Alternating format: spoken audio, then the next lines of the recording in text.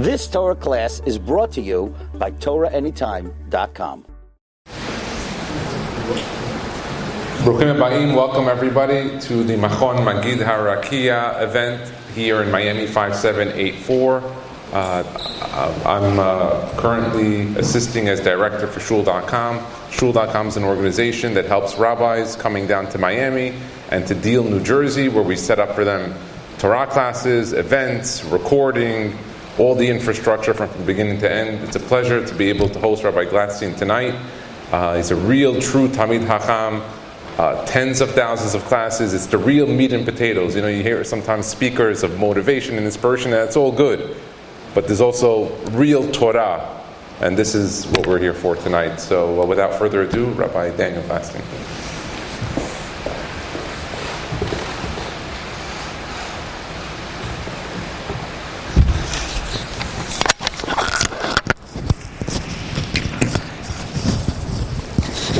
Thank you, Jonathan, for the warm introduction. I've already spoken in Miami for Shul.com, and I'm very pleased to see its growth over a very short amount of time. And Kain Yirbu L'Hagdol Torah L'Hadira. Welcome, friends, to the first Machon Maggid Harakiah convention. So you say, what is a convention? What are you supposed to convene about? Torah, Shir. Okay, fasten your seatbelts. Whatever you thought about Purim, whatever ideas, whatever perspectives you had about Purim, I'm going to ask you to forget about. I'm going to ask you to throw out the window, because what we're going to learn this evening is a revolutionary and accurate report about what really happened. Let's begin with the following halacha that we're all familiar with. The Gemara Masechet Megillah says on Daf Gimel, the Gemara says, what do you do when you have a dilemma, when you have two important mitzvahs that coincide and you can only do one of them? What if it's either you could do the avodah in the Beis Hamikdash, you could be makriv a carbon tamid shel shachar, to carbon tamid shel ben arbaim, or you could go to the shul to read the Megillah. What takes precedence? Kriyas HaMegillah or avodah? Says the Gemara, we darshan from the pasuk mishpacha u'mishpacha that the families of Kohanim and Leviim are mevatel their avodah and they come to hear Mikra Megillah. In other words, Mikra Megillah trumps the avodah in the Beis Hamikdash. And then the Gemara continues. The Gemara says, Mikan samchu beis Rebbe, that the house of Rebbe relied on this, that if there was a public shir, mevatlin Talmud Torah uban l'shmaya Mikra Megillah, we interrupt learning and we come to hear the reading of the Megillah. So if you have two values, avodah Mikra Megillah, ding ding ding, Mikra Megillah wins. You have two values. You have Talmud Torah or Mikra Megillah, ding ding ding, Mikra Megillah wins. Mikra Megillah trumps avodah, it trumps Talmud Torah. Now, if I were to ask you, why does Mikra Megillah trump avodah? Why does it trump Talmud Torah? You would say, look, there's no question, avodah is d'oraisa, avodah is more important. Torah is d'oraisa, it's more important. But what could you do? Mikra Megillah is what is called a mitzvah overes. It's a passing mitzvah. If you don't read it now, then you'll never be able to make the mitzvah. So even though avodah maybe is more important, and learning is more important, however, Mikra Megillah is fulfilled, because if not now, then when? We're going to read it on the 20th of Adar? There's no alternative. It's either now or never. Nevertheless, if you look in the Baal HaTurim seems to indicate that we don't read the Megillah because it's a passing mitzvah, and if we don't do it now, we'll never have the opportunity. The Baal HaTurim is mashma that Mikra Megillah is greater than the avodah, is greater than Talmud Torah. The Baal HaTurim points out that only 3 times in the whole Tanakh do we have the following word, v'nishma. 3 times in Tanakh we have the word v'nishma. What are they? Number 1, in Parshas Tetzaveh, v'nishma koiloi b'voy al HaKodesh. It's talking about the Kohen Gadol. He's walking into the Mikdash. He has the bells on the bottom of the Me'il, and it says v'nishma koiloi b'voy al HaKodesh. The voice, the sound will be heard when he enters the Kodesh. And of course we have the word Naaseh v'nishma by Talmud Torah. we will do and we will listen. And the third time we have the word v'nishma is in Megillas Esther. V'nishma piskam hamelech b'chol malchusai. V'nishma piskam hamelech. The sound of the edict of the king will be heard, referring to Mikra Megillah. So we have three v'nishmas. One by avoida, v'nishma koiloi bevoyoi el hakodesh. One by Talmud Torah, naasa v'nishma. And we have Mikra Megillah, v'nishma piskam hamelech. Says a Baal HaTurim, if you don't know what to do, v'nishma koiloi bevoyoi el hakodesh, or v'nishma piskam hamelech, you're going to read the Megillah, v'nishma piskam hamelech b'chol malchusai ki rabahi. Mikra Megillah is greater. And if you don't know what to do, Talmud Torah, nasa v'nishma, or Kriyas HaMegillah, what do you do? Kriyas HaMegillah, v'nishma piskam hamelech b'chol malchusai ki rabahi. Mikra Megillah is greater. Furthermore, the Baal HaTurim says, ki rabahi. Rabbah is the one who says in the Gemara that Mikra Megillah is greater than Avoida and Talmud Torah. Ki Rabbahi! Rabbah's the man! So this is an astounding comment to the Baal HaTurim. The Baal HaTurim seems to say that Mikra Megillah, reading the Megillah, is greater than doing the Avoida, is greater than Talmud Torah. How could you say such a thing? That Mikra Megillah is greater? Mikra Megillah is either D'Rabbanan or Midivrei Nevi'im. How could you say it's greater than Avodah in the Beis HaMikdash, Talmud Torah? Friends, I want to share a chiddush with you that is not so well known, and it appears in no less than 7 Sefardim of one of my all-time favorite Gedolim. Now, this is Machon Maggid Harakiah convention. If you don't know the answer to this, then you need to go to a different convention. Okay? Who's my favorite? Who's my favorite Gadol Yisrael? Well, off the air. What? The Chida. Thank you very much. You could stay. The Chida. In no less than 7 Sefarim of the Chida reveals the following bombshell: that even though the Megillah says that Achashverosh ruled, he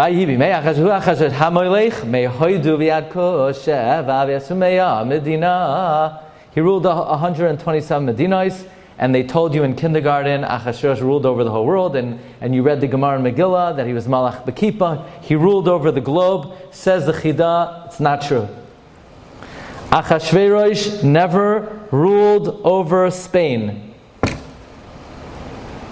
He didn't rule over Sfarad. He didn't rule over Africa. Who knows where Africa is? It's very close to Africa. It is Africa, actually. Egypt. He didn't rule over Egypt. Says the Chida, Achashverosh didn't rule over Sefardim. And therefore Haman never decreed to annihilate Sefardim, only Ashkenazim. He had no problem with Sefardim, because Achashverosh didn't rule over them. So now the question then is, if Achashverosh didn't rule over the Sefardim, and Haman didn't decree over the Sefardim, why do Sefardim have to keep Purim? Maybe Sefardim should be exempt from Purim. Maybe Purim should be a Yom Tov for Ashkenazim. And Sefardim, we'll give them kitnias on Pesach. They could have rice. They could eat rice on Pesach. Hey, they could eat rice the whole year. Why would anybody ever want to eat rice? You like rice? I don't know. Yeah, you like rice. Okay. But I don't. So I'm going to give Sefardim rice, and then we'll give them, they could say slichos, the whole elul, and they could have rice after they slichos also. But the Chida in the Leiv David reveals that Achashverosh did not rule over Sfarad and Africa. In fact, in the Chida Sefer Maris Ha'ayin on Avodah Zarah, the Chida says that Haman came to Achashverosh, and he says, Achashverosh, what are you worried about if you annihilate the Jews? Here's the thing. You're afraid that it's going to look like you have patches in your kingdom? Just eradicate all the Jews all over the world, and nobody will ever know they existed. And Esther tells Achashverosh, yeah, they will, because there's still Jews in Spain, and in Africa, and in Egypt, And you can't pull off the stunt because there will still be Jews who survive. And by the way, this is not only the Chiddush of the Chida. The Ben Yehoyada writes in Masechta Megillah that Achashverosh only ruled over Asia. And Asia was the majority of the civilized world at the time, was between the Euphrates and the Tigris River. The majority of the civilization was in Asia. But Achashverosh, says the Ben Yehoyada, did not reach Europe. Achashverosh did not rule over Africa. Gina, where's Gina? Italy? Yeah? And let's see if you know this one. V'kol shekain shelo higia be'eretz Amerikan. Certainly, where's Amerikan? Anybody know? Amerikan is Borough Park. Okay? He did not rule over America. Why? Shelo niglas adayin. It wasn't discovered yet.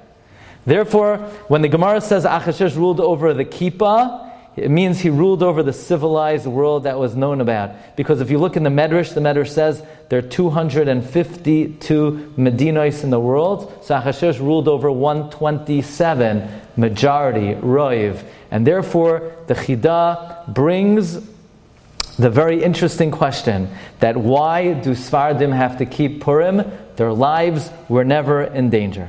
So far we've quoted two Sfarim of the Chida, the Lev David. After the Holocaust, my grandfather published the first two Sfarim for the survivors, one of them being the Lev David of the Chida. Sefer number 3 I'm going to quote from the Chida, Dvarim Achadim.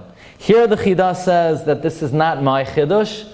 I already read in earlier Kadmonim from the Maharimt in the Drashos. There are 252 communities in the world, regions in the world. Achashverosh only ruled over 127. So the question then is, why do Sefardim have to observe Purim? To which the Chida says a very interesting answer. He says the Gemara in Horios discusses if a miracle occurs to some of the Shvatim, does the entirety of the Jewish people have to say Hallel? And the Gemara in Horios says, indeed, if the majority of the Shvatim were in danger and then they're saved, then all of Klal Yisrael has to sing Shira. So says the Chida, the truth is, the Sefardim were always saved. They were not in danger. So why do Sefardim have to keep Purim? Because since the majority of the Jewish people were in danger, the entirety of the Jewish people has to keep Purim. The concept is Holchin Achar Haroiv. Furthermore, says the Chida, and what would have been if Achashverosh would have eradicated Ashkenazic Jews? Then the Goyim would have got wind. Maybe we should try this with the Sefardim, and ultimately their lives would have been in danger, so they also have to keep Purim. Furthermore, the Chida says that in the aftermath of the Purim story, all of Klal Yisrael were Makabel Torah Ba'ahava, so whether their lives were in danger or not, Hadar Kiblua Bimei Achashverosh is going on Ashkenazim and Sefardim. Even the Sefardim willingly accepted the Torah out of love, and therefore Sefardim also are obligated in the Yom Tif of Purim. This is what the Chida says in the Sefer Dvarim Achadim. But this is not ultimately the answer that the Chida sticks with. Okay, we're up to the fourth Sefer where the Chida discusses the subject, Nachal Eshkol. Actually, I had prepared this year, but I never realized this until the plane. Now, Chidushim come on the plane that you will not access anywhere else. You ever notice that? It's a very well-known phenomenon. The best Chidushim come on the plane. And there are different explanations for this. Some people may think it's a mystical phenomenon, that because you're very high up in the Shamayim and you're closer to the Kisei HaKavod, so the Wi-Fi from heaven is much, much stronger. That's not the real reason. The real reason is because the phone doesn't work on the plane, you could actually learn. And that's why the Chidushim come on the plane. And for some reason, my phone never works. Everyone else's phone, they connect right away. My phone, no, it's Keilu, I don't have one. It's a very big bracha. I never realized this question. La Yehudim, Hayisayra, Visimcha, Visasa. What do you mean, La Yehudim, Hayisa, Ayra? In the past, Haisa, in the past. It should say currently, present tense. Why Lahudim? Hayata. Why past tense? Says the Chida, this is an illustration of the principle that HaKadosh Baruch Hu never brings difficulty to Klal Yisrael or to any individual unless first he's boyer refuah. Ein HaKadosh Baruch Hu makeh liYisrael elam kein boyer refuah tchila. So Lahudim Haisa, already before Haman came along, the Oira, the Simcha, the Sasam Ikar had been created before Haman ever came to the scene. But says the Chida, what does it mean? Oira, Simcha, Sasain, Vikar. Why do we need all these Lashonos? So he says very simply. He says there are 4 different areas in the world. Oira, in Shushan, they saw great light. Simcha, outside of Shushan. Sasain, in Spain and Africa, for Sefardim. Vikar, Sefardim who live in the outlying areas. So in other words, it's very interesting that not all Jews were equally in danger. In fact, the Gemara discusses that in some communities they observed Purim in year 1, in other communities they were not masaking Purim until year 2. And the Chida says it could be that perhaps in year 1, Sefardim did not have Purim, because maybe they didn't realize they were in danger or they weren't being threatened, and it did not come until year 2. But then the Chida drops the big bombshell of why in fact do Sefardim observe Purim if their lives were never in danger. And we're now going to discover the secret ingredient of Purim, maybe perhaps that is not so well known, but without understanding this, you could miss the main principle of Purim. The Chida wrote many commentaries on the Haggadah. He wrote at least 5 Perushim on the Haggadah. One of them is called Batei HaNafesh. And he asked a very similar question. Okay, we're going to take a little poll. Okay, how many Kaihanim do we have in the Machon Maggid Harakiah convention? Right, I forgot, we didn't let any Kaihanim into the convention this year, right? How many Leviim do we have? You're not sure? You're sure? You're positive? You don't know what's coming next, so you don't want to answer. Okay. Do Leviim have to keep Pesach? Until tonight, yes. Yeah. So the question is, if the reason we observe Pesach is because Rebbeinu Shem rescued us from Avdos, Leviim didn't have to work in Mitzrayim. Why do Leviim have to observe Pesach? So the Chida says, that's exactly like my question, why do Sefardim have to keep Purim? Any Sefardim who are Leviim here? No, okay. That would be danger. Then you no Purim, no Pesach. You have a few months off. So the Chida says a great revelation. We make a bracha on Purim and Chanukah. Sha'asa nisim la'avoseinu. Bayom MMH, Hashem made a miracle in those days, Bazman Hazeh, in this time. What does that mean, Bayom MMH, Bazman Hazeh? So the Chida brings a great revelation of the Arizal, that every Yom Tif, the Jewish calendar is a living calendar. What does that mean it's a living calendar? That means when we have a Yom Tif, it's not that, okay, here we are, we're 3,000 years later, and we're commemorating what happened a long, long time ago in ancient history. It has no relevance to us, but we remember what happened to our great-great-grandparents. No. The Jewish calendar is a living calendar. When that date on the calendar comes, the same hashpah, the same influence of Kedusha, the light that emanated from Shamayim at that time on Yud Daled Adar to bring Yeshua Isv'Nachamis to Klal Yisrael, that very light reenacts itself, reappears, reawakens in real time, the exact same way as it did in the year that the miracle occurred. In other words, we're not commemorating an ancient miracle, but the hashpah of Kedusha that happened back in the day by Yomim Ahem is Bazman Hazeh. It's reawakening this year at this very time.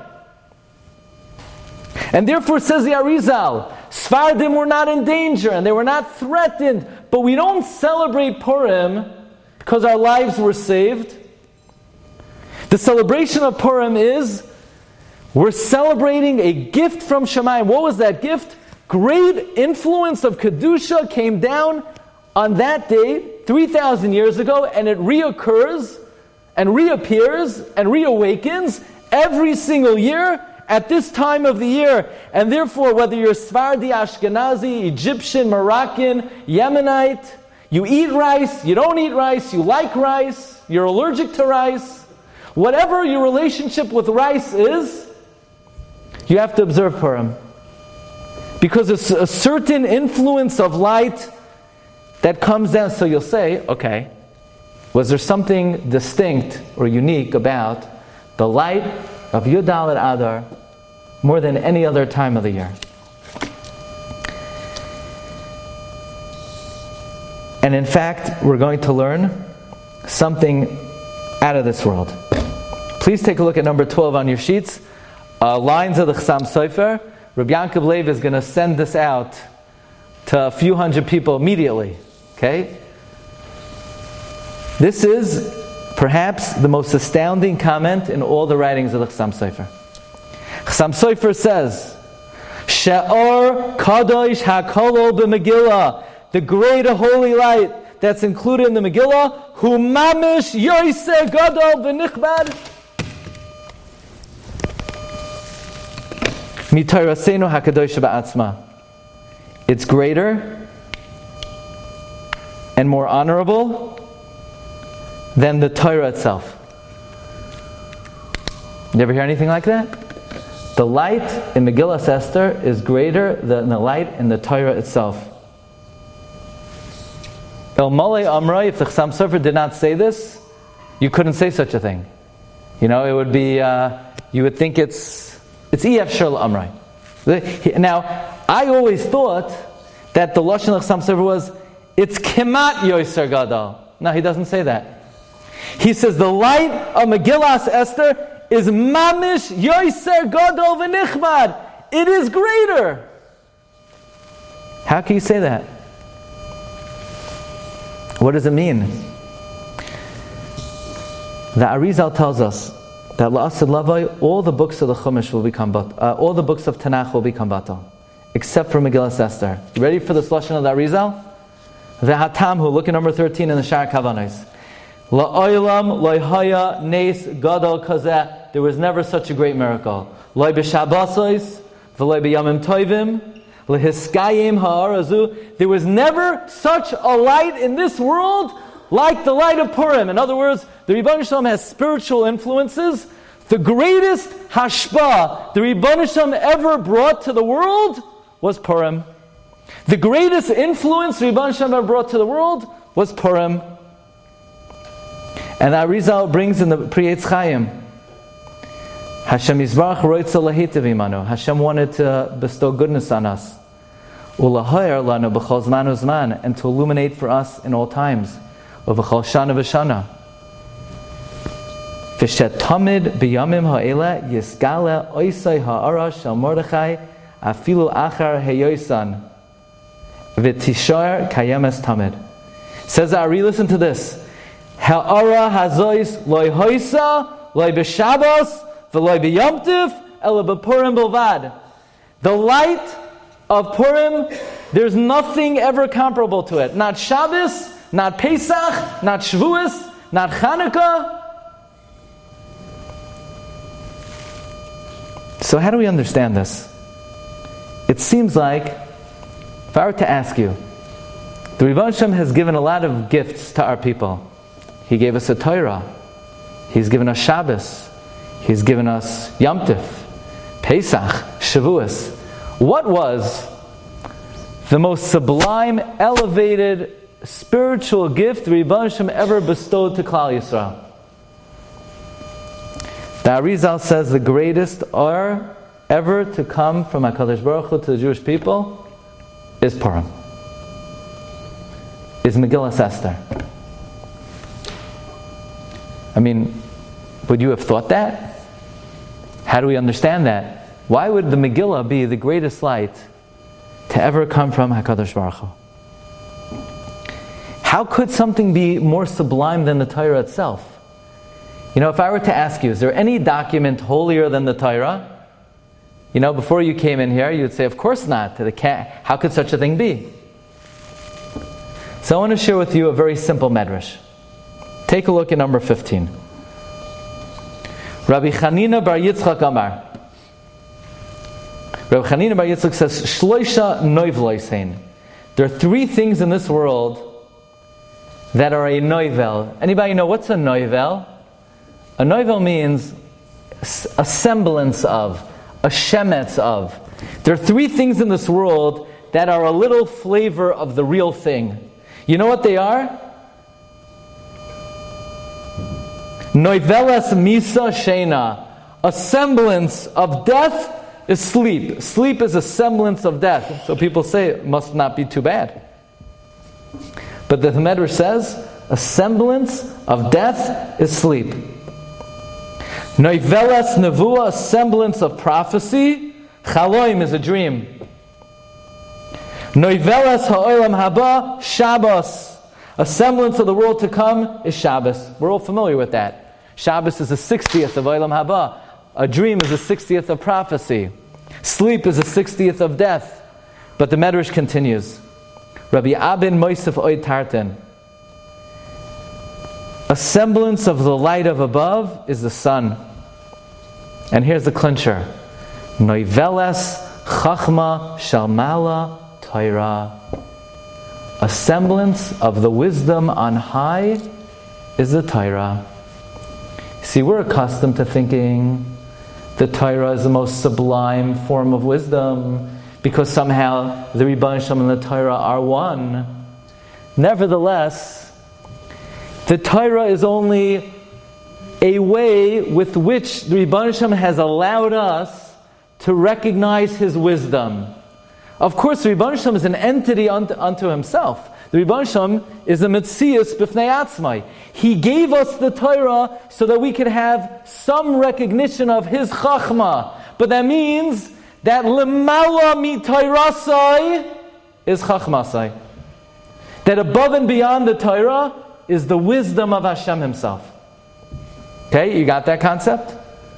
That there's a Torah, Hashem is Noisein HaTorah, He gave the Torah to Kallah Yisrael, but there's something above and beyond the Torah. What's the Torah above and beyond? Chachma Shel Mala.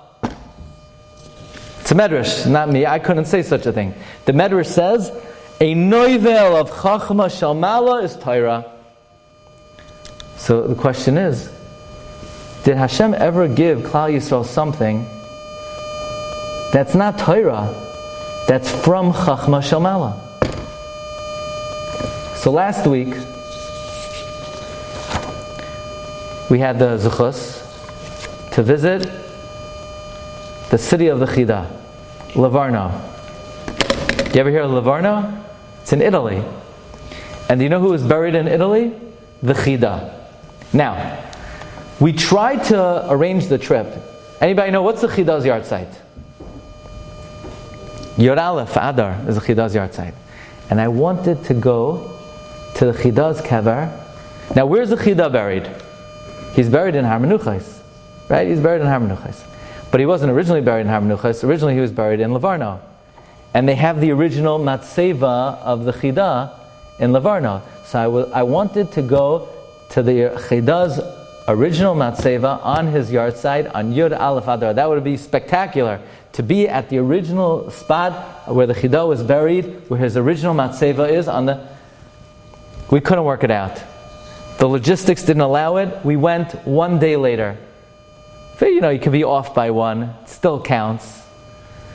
I went home Shabbos, and I'm reading about the Chida, and I saw the Chida was nifter on Yud Aleph Adar, on Shabbos Parsha Zachar. So he was buried on Yud Beis. So we actually were at the Makom Kavura of the Chida, the Matseva of the Chida, exactly 218 years to the day from the day that he was buried in Livorno. Next to the Chida are many, many Gedolim. You have the Yad Malachi, Rab Malachi Kohen. You have Rabbi Yosef Ergaz. You have a cousin of the Beis Yosef from the generation of the Beis Yosef. You have the Shar HaMelech. You have Rabbi Yehuda Saraf, the Rebbe of the Pri Chadash.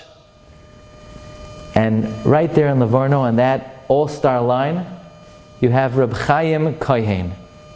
Reb Chaim Kohen is the author of Tur Barakes, Talmud Muvak of Reb Chaim Vital.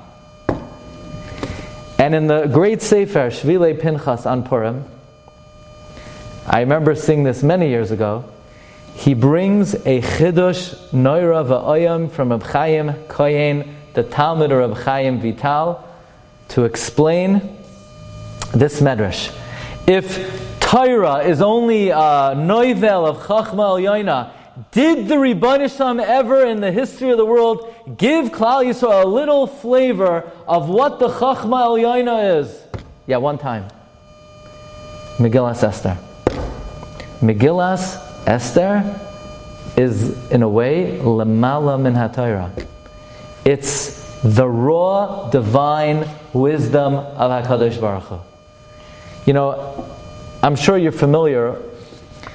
There's a famous code, my father said it over to many audiences, where the exact date of the hanging of the 10 Nazis in the Nuremberg trial is written openly. The date is written openly. You have the small Taf, the small Shin, you have the small Zayin, 1947, and you have the big Vav, the 6th time that appears. Do you have any other similar type of raw, open, divine information where the Torah gives black and white, where thousands of years before, the Torah gives you a date of a future event? People have told me that in their mind, that is the most raw, open proof for the divine origin of the Torah. You don't have anything like that in the Chumash, where the Chumash gives dates of future events, black and white? The answer is Megillas Esther is different. Megillas Esther is not Torah. Megillas Esther is Lamala. It's from the Chachma Ha'elyoina. It's the raw. You see, we need the Torah because how could we, a human being cannot have any hasaga of Chachma Elokis. So Rebbeinu Shalom said, okay, let me couch it for you. Let me wrap it for you. Let me bring it down into human terms. So you can have Sharsha, Nagach, Sapara. You have, the Torah talks about things that happened in the life of Basar V'Dam. But that's not Chachma Elyoina. It's the Torah that the Rebbeinu Shalom clothed and cloaked for us so that we can understand Chachma Elyoina. But did he ever give us Chachma Elyoina? Megillas Esther. Says Reb Chaim Kohen, that's why Mevatlin Talmud Torah Ubain L'Shmaya Mikra Megillah, because Mikra Megillah is greater than Talmud Torah. That's why this explains the Baal HaTurim. If you don't know what to do you do the Avodah or do you do Mikra Megillah? Kirabahi! Mikra Megillah is greater! If you don't know what to do, Talmud Torah or Mikra Megillah? Kirabahi! Mikra Megillah is greater. In fact, the Bnei Yissaschar writes in many places, the reason why, you see, Sefardim got this right. What do you call rabbis? Chacham. Because the shoresh of Nishmasam comes from the Chachma Ha'elyoina, the Bnei Yissaschar says. There's no such thing as a rabbi. It's not a Jewish term. In the Chumash, there's only one Rav, Esav. There are no other Rabbanim. There's only one Rav. V'Rav Ya'avoid Tza'ir.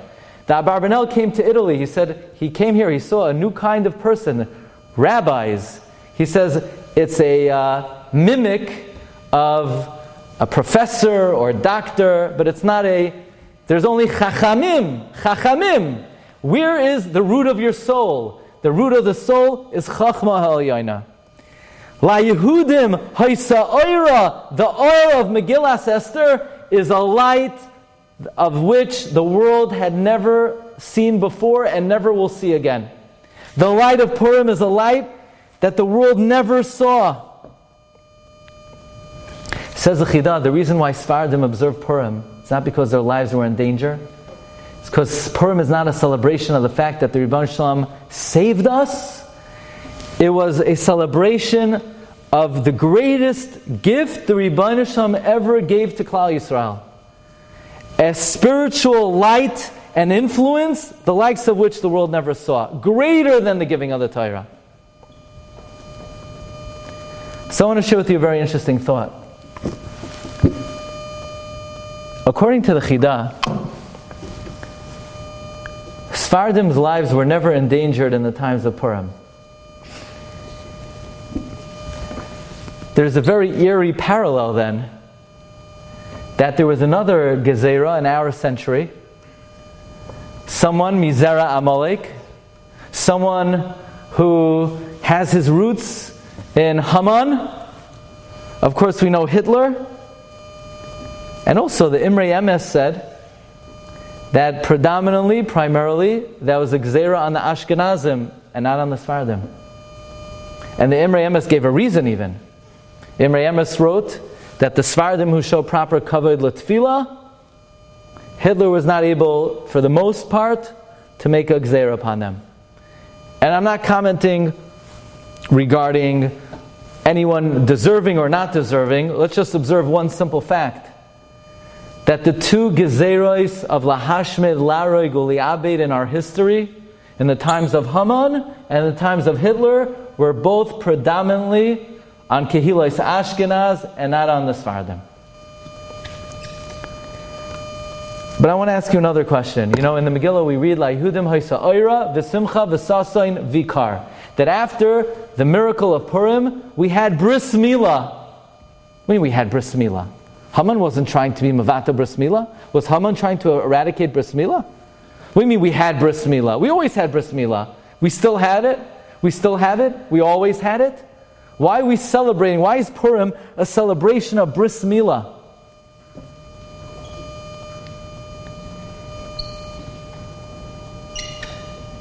You know, it's interesting. Hitler said that the Jewish people hurled on society two imperfections. One is a physical pagam, a physical imperfection, bris milah. Bris milah is a mum of the guf, Hitler said.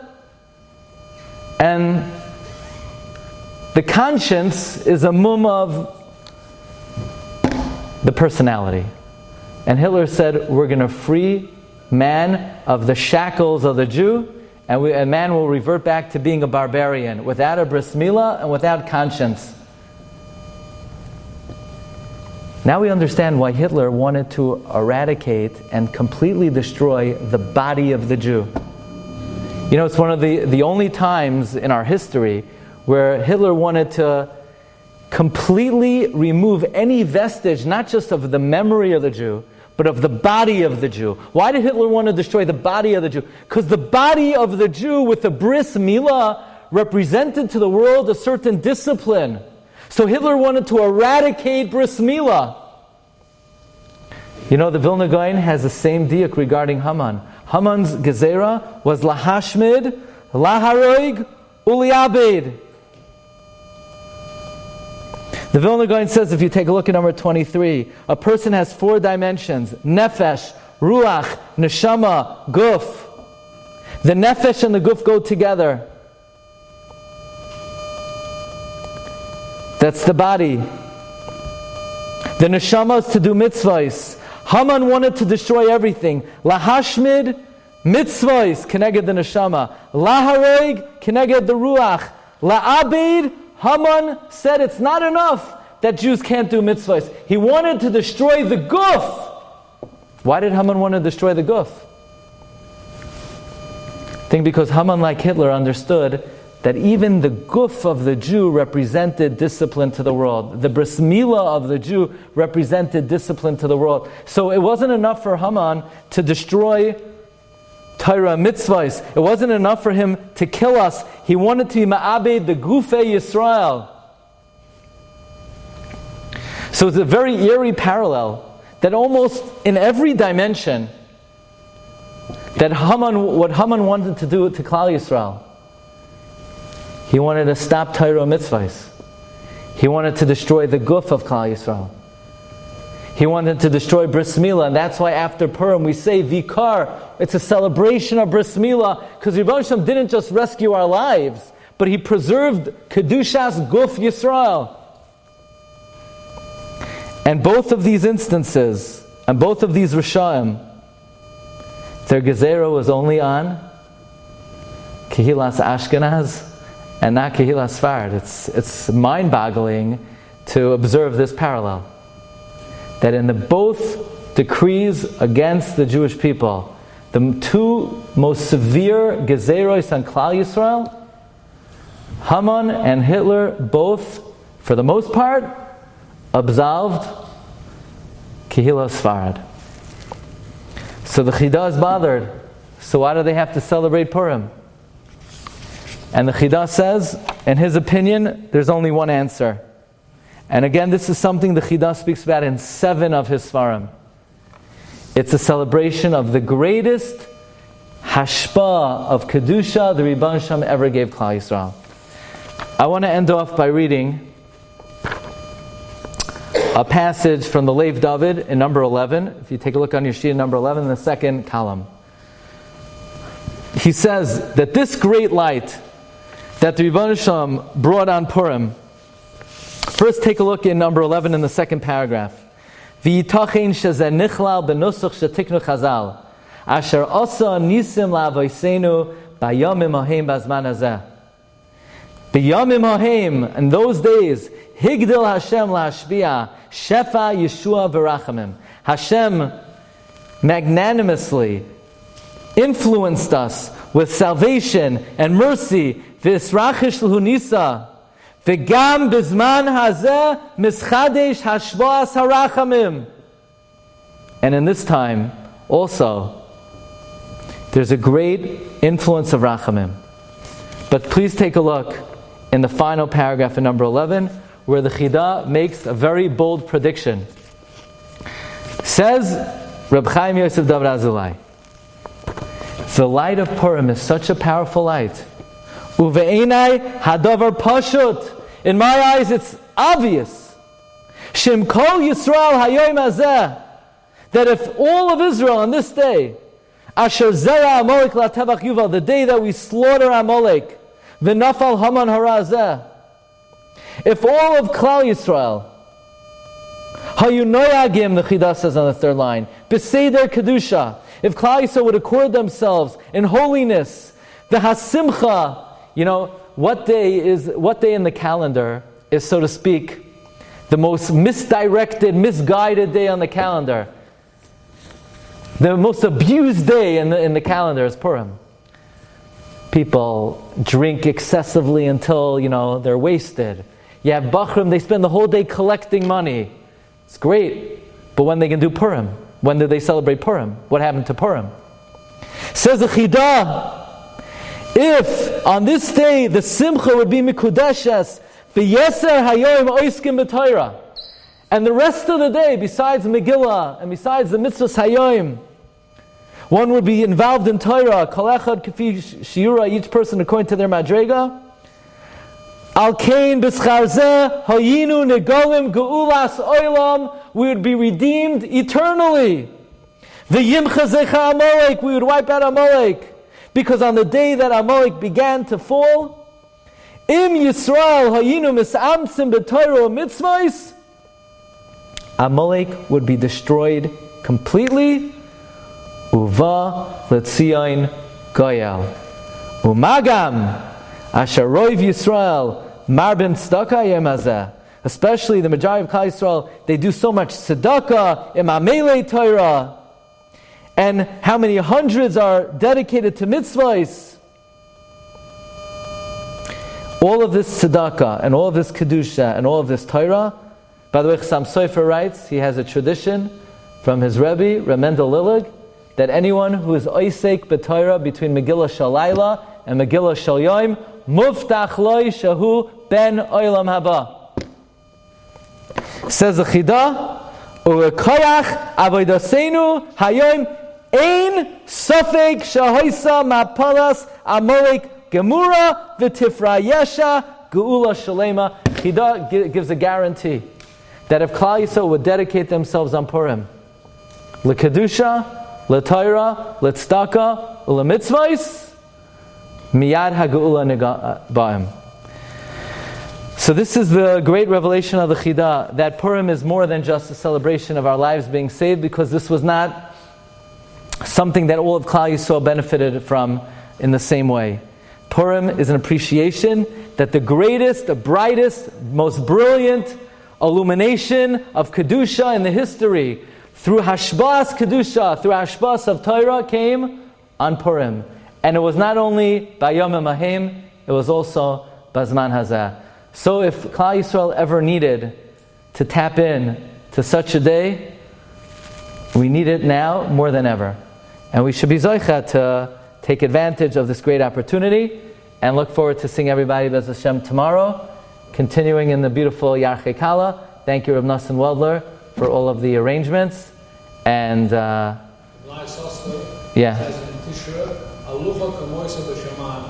that's right. The Bnei Yissaschar says that something the Chida said, that even though the Gemara in Yuma says in Daf Pei Vav that Arba Chiluke Kapara, there's something the Chida says that Al Yidei Torah it's mechaber without it.